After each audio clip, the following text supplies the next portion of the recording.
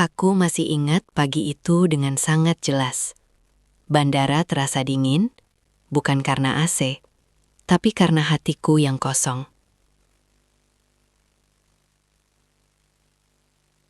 Aku menggenggam tangan kecil anak perempuanku. Dia menatapku tanpa banyak bicara, seolah mengerti bahwa ibunya akan pergi jauh. Aku tersenyum, padahal dadaku terasa seperti diremas.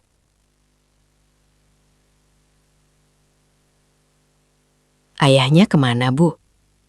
Pertanyaan itu tidak pernah bisa kujawab dengan jujur. Aku seorang janda. Aku gagal mempertahankan rumah tangga, dan kini aku harus meninggalkan anakku demi memberinya masa depan.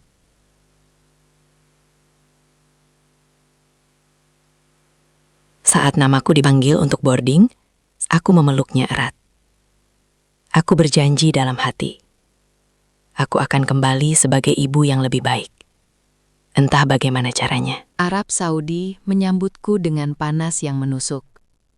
Segalanya asing. Bahasa, budaya, bahkan caraku berjalan. Istana tempatku bekerja begitu megah. Lantainya berkilau, langit-langitnya tinggi, dan langkah kakiku terasa kecil di dalamnya. Aku hanya pembantu. Tugasku sederhana. Membersihkan, menyiapkan teh, dan diam.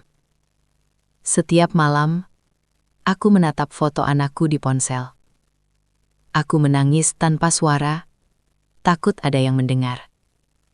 Disinilah aku belajar satu hal.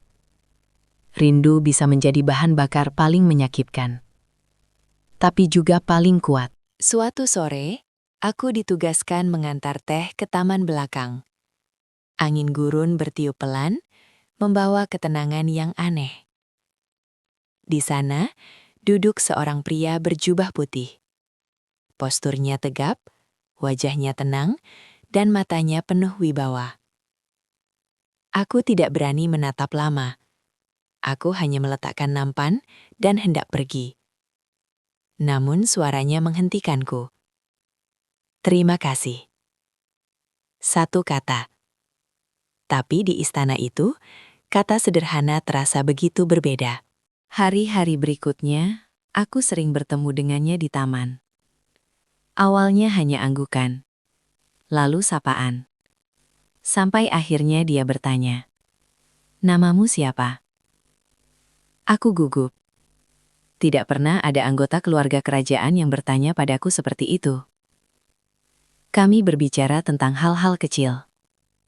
Cuaca, bunga, negaraku. Aku pulang ke kamar pembantu dengan perasaan yang aneh. Untuk pertama kalinya sejak aku datang, aku merasa terlihat. Suatu hari, dia bertanya tentang keluargaku. Aku terdiam lama. Lalu aku jujur. Aku janda. Aku punya anak perempuan. Aku bekerja karena tidak punya siapa-siapa. Aku menunggu reaksi. Takut. Malu. Namun dia tidak berubah. Tidak menjauh, tidak memandang rendah. Dia hanya berkata, "Kamu ibu yang kuat." Kalimat itu membuat air mataku jatuh. Karena selama ini, aku hanya dianggap pembantu. Aku mulai menjaga jarak. Aku tahu posisiku. Aku tahu batas. Namun perhatian kecilnya tetap ada. Bukan rayuan. Bukan janji. Hanya sikap menghargai. Aku berdoa setiap malam agar perasaan ini hilang. Karena aku tahu, perasaan ini tidak seharusnya tumbuh. Suatu pagi, aku dipanggil ke ruang keluarga istana. Tanganku gemetar. Pikiranku penuh ketakutan. Aku siap dipulangkan. Aku siap kehilangan segalanya. Langkah kakiku terasa berat. Setiap detik seperti hukuman. Aku tidak tahu bahwa hari itu akan mengubah hidupku selamanya. Dia berdiri di hadapanku. Wajahnya serius. Alia, katanya pelan.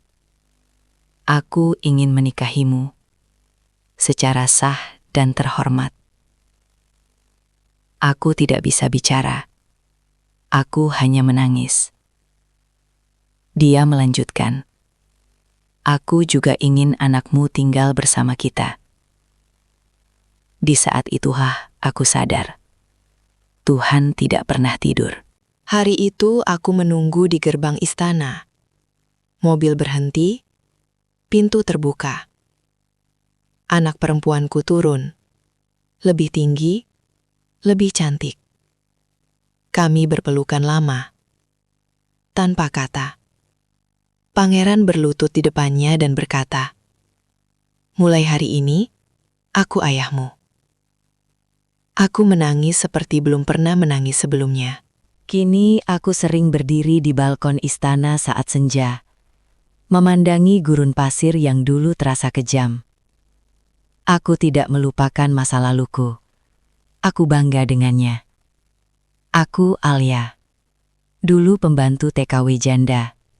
Kini istri pangeran, dan seorang ibu yang akhirnya bisa memeluk anaknya setiap hari.